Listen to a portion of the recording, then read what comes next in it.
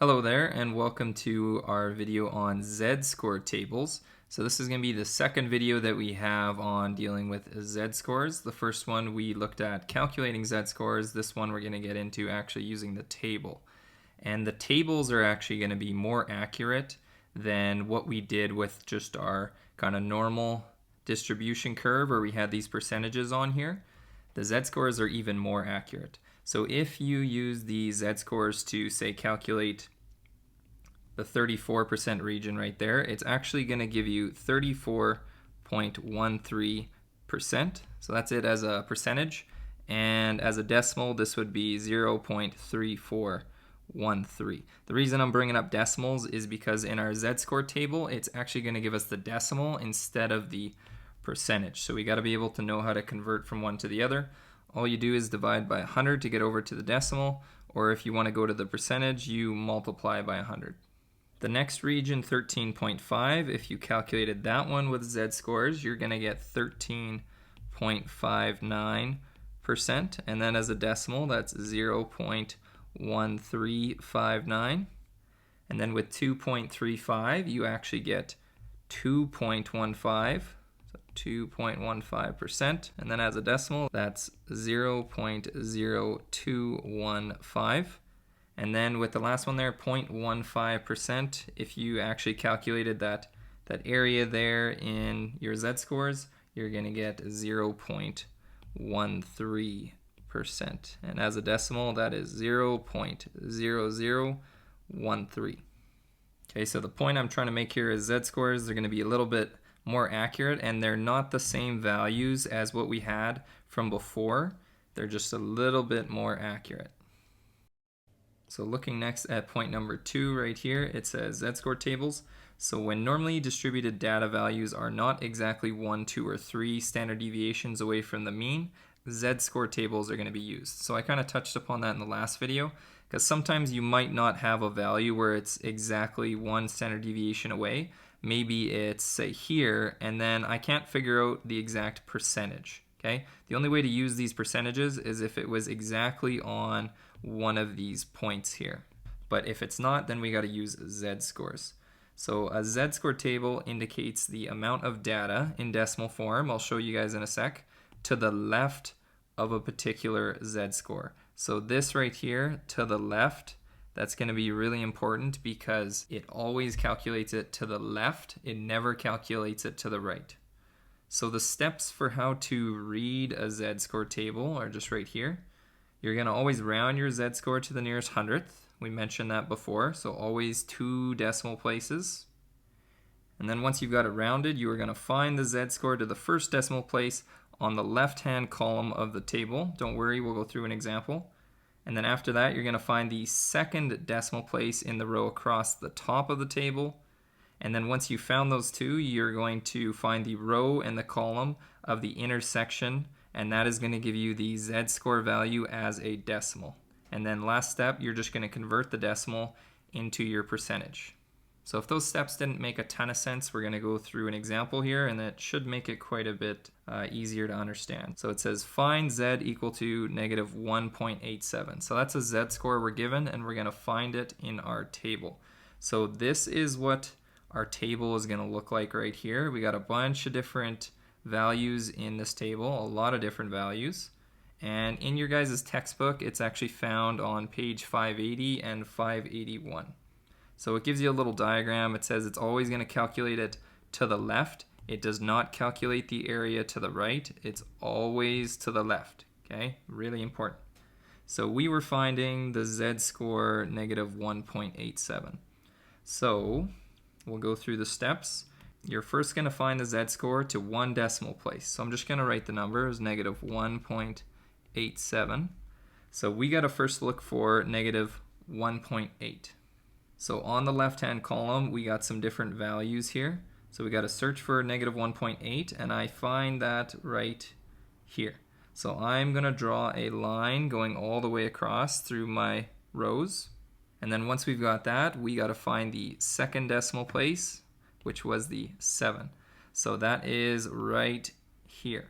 So I'm going to draw a line going down through that. And then wherever these two intersect, that is what your percentage is for that z-score. So in this case, it's this right here. It is 0.0307, and that's it as a decimal. So our z-score was that right there. The decimal that we got for that is 0.0307, and then if we change that into a percentage, just basically move the decimal over 2 spots, it's going to be 3.07%. So that means about 3% of the data is to the left of that z-score, always to the left. So these are all the negative z-scores. We're going to do an example 2 using the positive z-scores. So we're going to find z equal to 0.86. So I see I got all my z-scores here, and we want to find 0.86. So if you want to pause the video and maybe try to find it, you can use your own z-score table, or you can actually see it in view right now. So again, first find to 1 decimal place is 0.8. I see that is right here. So I'm going to draw a line going all the way across my rows. And then the next decimal is the 6. So I got to go to the 6 right here. And then I'm going to go down. You can just kind of use a ruler if you need. Makes it a little bit easier to line up where they cross. And we get this crossing point right here. So as a decimal, we got 0.8051. And then if I change that to a percentage, just move the decimal over 2 spots, we get 80.51%. So almost 81% of the data is to the left of that z-score. So that's our last example for searching up z-scores. Next, we got these right here. So we're going to be determining the area in these ones. So it says, determine the area under the curve for a standard normal distribution for each of the following z-score intervals. So these are going to be our intervals down here. Shade the area, then convert each of the areas to a percentage to the nearest hundredth. So I've already gone ahead and drawn my normal distributions. You would have to draw those, and then you could just put on your 0, 1, 2, 3, negative 1, 2, 3 there. And then we're going to plot this point on there. So negative 2.15. That is going to be right about there. So I'm just going to put a marker there, negative 2.15. And we wanted the z less than negative 2.15. So we have to be less than that point. We have to be below it. So we are finding this area right here. So you want to shade below that point. So we want to figure out what the percentage of area is in that region. So anytime it's to the left, that's kind of the better type because it's easier. Our z-scores always find it to the left. So what we got to do is just look that up in our z-score table. So I'm going to scroll up and we're going to find a negative 2.15. So we first got to search for negative 2.1. So I see that right here. I'm going to draw a line all the way across. And then our next decimal was a 5. So that is right here. So I can see that they cross right there. So it's 0.0158. So I'm just going to scroll back and then we can write that out. 0.0158. 0.0158. And then that's it as a decimal. We got to change this to a percentage. So move your decimal over 2 spots. So we get 1.58%.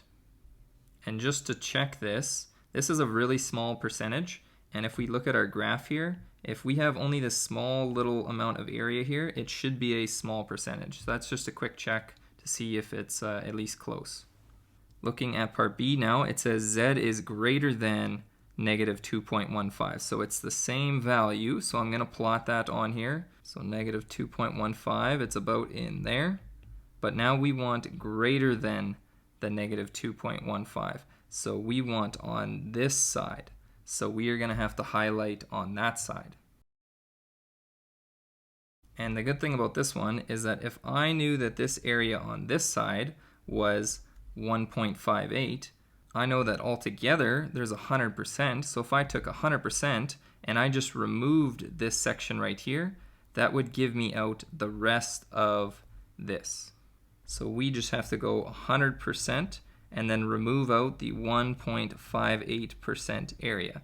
And when we do that, we get 98.42%. The last one now, part C, we want the interval between negative 2.15 and positive 2.15. So I'm first going to plot the negative 2.15. That was right there, so that's that one. And then 2.15 is going to be on the positive side, so that one is right there. And we want the area in between, so I'm just going to highlight all of the area in between. Now the good thing about normal distributions is that they are symmetric. So if I knew at negative 2.15 this was 1.58%, right? We calculated that before. On the positive side, this missing spot is also going to be 1.58%. So if I took 100% the whole curve and I took out this region and this region, which are both 1.58%, that would give me this middle region. So I am going to subtract out 1.58 once and then twice for both of those regions. And when I do that, I get 96.84%. So those are examples for determining area. What we're going to do next is you can kind of go backwards. So it says, note a z-score table can be used in reverse to determine a z-score when an area under the normal curve is given. So rather than being given, say, like a z-score interval and then finding the area, we could be given the area and then find the z-score. So that's what we're doing down here. So it says determine the z-scores Z1 and Z2 in the following examples. So looking at A, we got the percentage 17.62%. And this one's going to be a little bit easier because it's going to the left, and that's what our z-score calculates for us. So I need to find this percentage in my z-score table. So I'm just going to write look up in z-score table. So I'm going to scroll up and show you how we can find this. So we are looking for 17.62%. Now if you look at any of these positive z-score values, all of these are 50% or above because they are on the right-hand side of the mean. The only ones that are going to be less than 50% are in these negative z-score values. And we were looking for 17.62. So you're going to be looking in here in the body of your table and try to find 17.62. Okay, so you might have spotted it. It is right here. So that is at negative 0.9.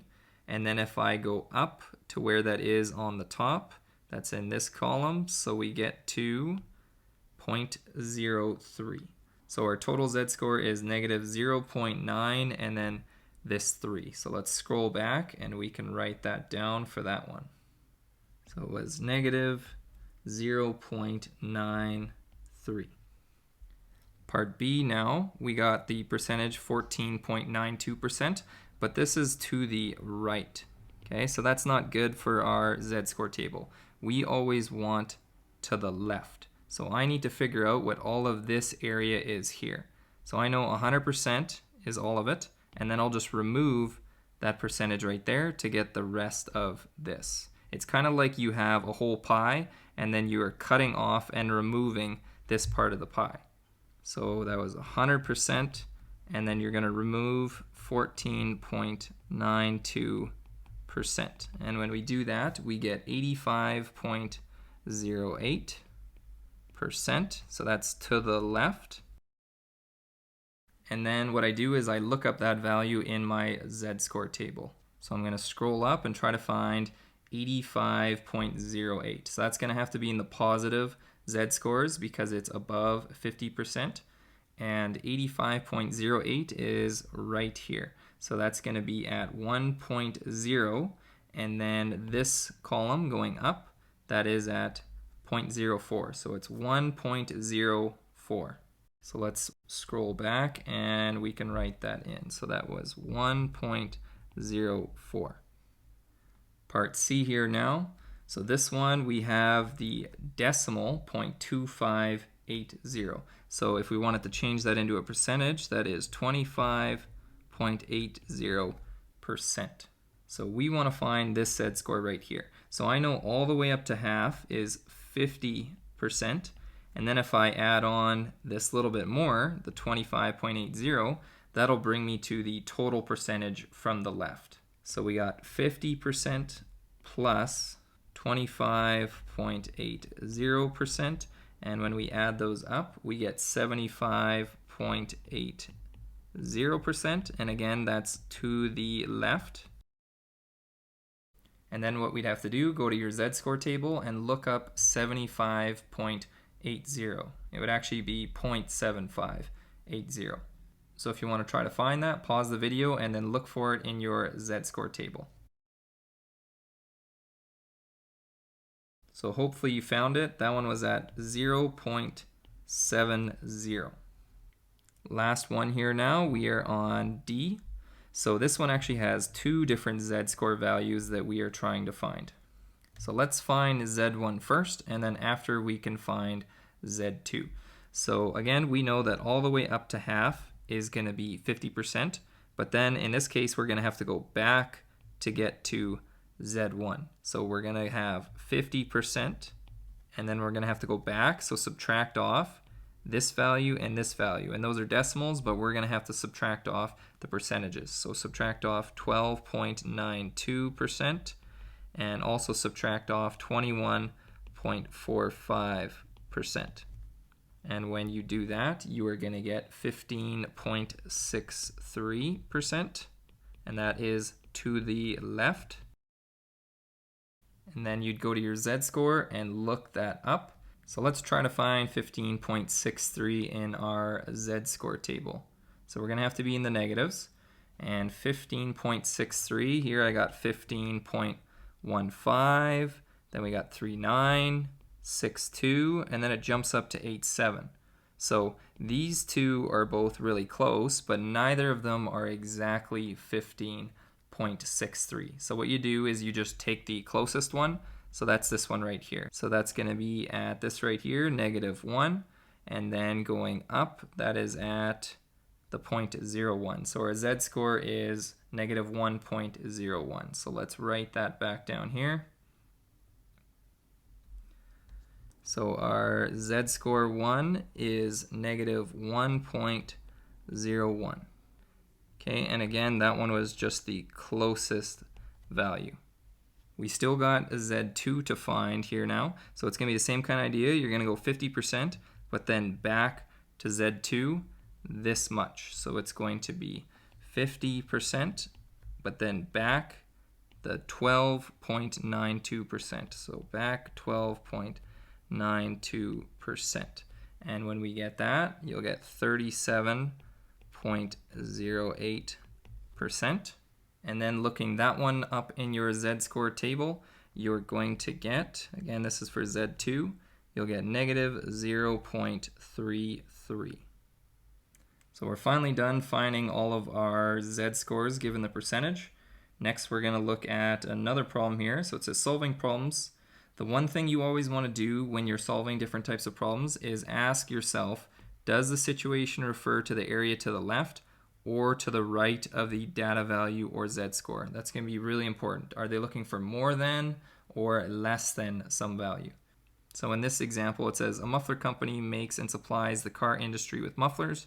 The lifetime of the company's best-selling muffler is normally distributed, so that means it's going to follow the normal distribution, with a mean of 7.2 years and a standard deviation of 1.8 years. So on average, they last 7.2 years, but they kind of deviate from that 1.8 years. And then it says the company wants to determine what percentage of its Millennium mufflers will last less than 6.5 years. So this right here, less than 6.5 years, that's going to be really important. So if you're less than, that means you're going to be to the left. Some other important information too is we had the mean was 7.2 years, so I'm going to write that down here. So that was 7.2 years. And then our standard deviation was right there. It's at 1.8 years. So I'm going to first sketch that on my normal distribution. So in the middle, we got to put 7.2. And then to get to the other points, you're just going to add and subtract 1.8. So going this way, you add. Going backwards, you're going to subtract. So I'm just going to fill these in. You're going to get 9, Next one is 10.8, and then this last upper one is 12.6. The lower ones, it goes 5.4, and then 3.6, and then lastly 1.8. So again, sketching our value on there, we wanted less than 6.5. So 6.5 is going to be kind of somewhere in here. So I'm just going to write that. That is for 6.5. And we are less than that. So we got to go to the left. So I'm just going to shade this to the left. So the first part is done. The next part, it wants us to calculate the z-score. So remember our formula for z-score, it was x minus mu, which was a mean, divided by standard deviation. So plugging that in, our x point is the value they gave us. That was this 6.5 up here. So we got 6.5, subtract the average, which was 7.2. And then we're going to take that and divide by our standard deviation, 1.8. And when you do that, you're going to get negative 0.39. So now that we got the z-score, the last part here, it says look up the percentage in the z-score table. So I'm going to scroll all the way up to negative 0.39 and we'll find that value. So we got negative 0.3, that's right here, and then 9 is actually in the first column. So we are at negative 0.39, that's right there. So that's 0.3483. So let's go back down and we'll write that out. So we said that was 0.3483, and that's it as a decimal, but we want the percentage. So just take this, move the decimal over 2 spots, and we get 34.83%. And now one last thing I'm going to show you guys is using our graphing calculator. So you can also find this percentage that we just got using our calculator. So it says the normal CDF can be used if we want to find the percentage, area, or probability and are given a particular data value or z-score. So I'm going to show you how we can find that percentage that we just got. So our steps for this, you're going to click second and then vars, and then option number 2 is what you want. And then what we're going to have to enter in is these 4 pieces of information. So I'm going to bring up my calculator and then we'll kind of go through the steps. So I'm going to show you guys how we can do this in both of our calculators. So in both of them, you'll click second and then vars. That's going to be the same on both. So second and then vars. We get the exact same thing for both. Then you're going to click option number 2. So this one, you can click number 2. And then it actually shows you what you need to enter. The lower, the upper, the mean, the standard deviation, and then you'll click paste. For this calculator, if I go down to option number 2, it takes me to the main screen, and again, I gotta enter my information, but it's as a comma separated list. So I'll enter this information. I just gotta remember that it goes lower, upper, mean, and then standard deviation.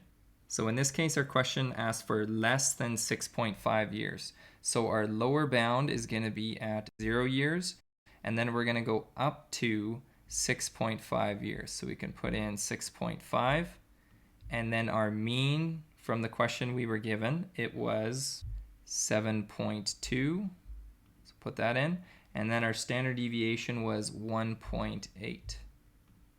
And then all you do is click enter, go to paste, and then click enter one more time. It pastes it onto your main screen, and then click enter again, and then it gives us the percentage. So that's what we got previously. We got 34.8, but then it was a 3. So when you do it in your calculator, it's actually even more accurate. Okay, now I'm going to show you how we can do it in this one. So we got to put in the lower bound, so it was a 0, and then you go comma, and then our upper bound, it was 6.5 years, comma, then our mean, that was 7.2, comma, and then our standard deviation, 1.8, and then close your bracket and click enter. Okay, and we get the exact same value. So the steps are a little different, but it still gives you the same value. So as I had said, this is going to be more accurate than what we had with our z-score table. So it's close to the same value, but it's slightly off. So let's just write the answer we did get. We got 34.86%. So that's to the nearest hundredth. Okay, so our calculator is going to be more accurate. And just to write the points that we had put in here, our lower bound was 0, our upper bound was 6.5, our mean was 7.2, and then our standard deviation was 1.8. So just to write those out just for reference. So that was the last question that we were going to look at together. If you wanted to do maybe one more practice question using your z-scores, you could pause the video and try to do this one right here, and then after I'm going to put up all the work for it. But this is just kind of an extra example if you want to try it and then check with my solution. So here's the answer for this one. You got to plot all your information on your graph. You'd find your z-score. Again, you can pause the video anywhere you need. Find that in your z-score table, change that to a percentage, and then in this case that gave us to the left, but in the context of this question we needed to the right. We needed more than. So you had to take 100% and subtract off what you got, and that gives us about 10%. Okay, so that was just an extra example. Our textbook questions are here now at the bottom. So we got page 292. And if you want to try number 11, this is kind of a preview of what we're going to see next.